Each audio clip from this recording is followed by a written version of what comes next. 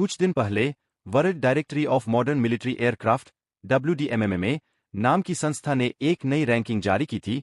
सबको याद होगा, हमने इसका अपडेट भी दिखाया था। जब यह रिपोर्ट आई थी तब इस पर ज्यादा ध्यान नहीं दिया गया था, लेकिन अब यह रिपोर्ट भारत और दुनिया भर में चर्चा का विषय बन गई है। दरअसल, चीन के सरकारी अखबार ग्लोबल टाइम्स और उनकी वेबसाइट पर भी इस रिपोर्ट को लेकर लेख छपे हैं, क्योंकि इस बार भारत ने चीन को पीछे छोड़कर तीसरा स्थान हासिल किया है। यह कोई मामूली बात नहीं है, क्योंकि चीन के पास 5वीं और 6ठी पीढ़ी के लड़ाकू विमान हैं, स्टेल्थ ड्रोन है, और वे लगातार अपनी ताकत का प्रचार करते रहते हैं। लेकिन अब जब भारत ने उन्हें पछाड़ दिया है, तो इसकी अहमियत बहुत बड़ी हो जाती है। यह रैंकिंग देशों के हिसाब से नहीं, बल्कि उनकी सेनाओं के अलग-अलग विंग्स, एयरफोर्स, नेवी, आर्मी आदि के आधार पर बनाई गई है। अगर सिर्फ देशों के हिसाब से देखें तो 1 अमेरिका, 2 रूस, 3 भारत, 4 चीन, 5 जापान, 6 इजराइल, 7 फ्रांस इस क्रम में आते हैं। पाकिस्तान का रैंक बहुत नीचे है, लगभग 18वें स्थान पर।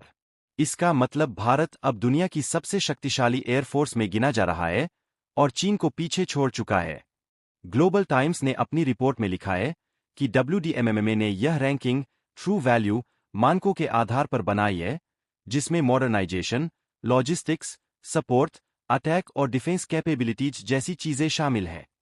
यानी यह सिर्फ दिखावे की बात नहीं, बल्कि ठोस विश्लेषण पर आधारित रिपोर्ट है।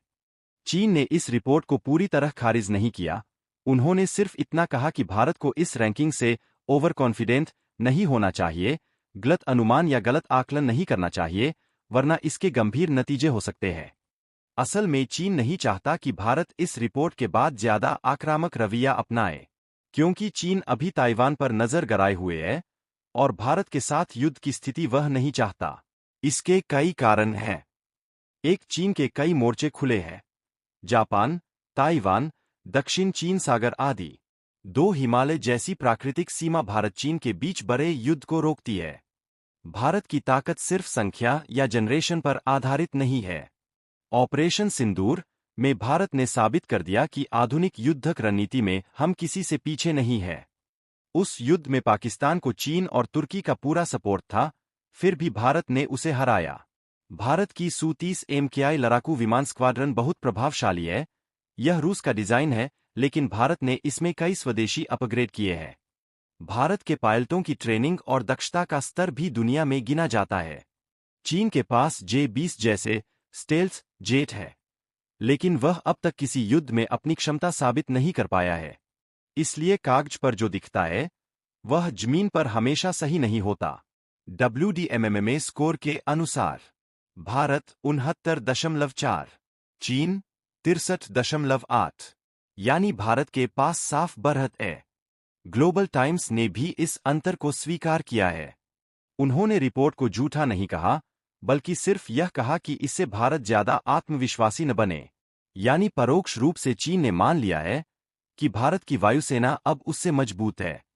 भविष्य में निश्चित रूप से चीन अपनी आर्थिक क्षमता के दम पर और आगे बढ़ सकता है, लेकिन इस समय भारत के लिए यह रिपोर्ट गर्व की बात है। ग्लोबल टाइम्स ने अपने लेख में यह भी लिखा कि भारत को चीन पर हमला करने जैसी कोई गलती नहीं करनी चाहिए, खासकर अगर चीन ताइवान पर कार्रवाई करे।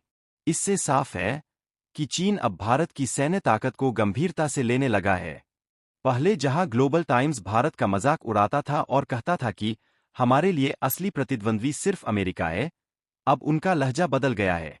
अब वे भारत के साथ सहयोग की बात कर रहे हैं।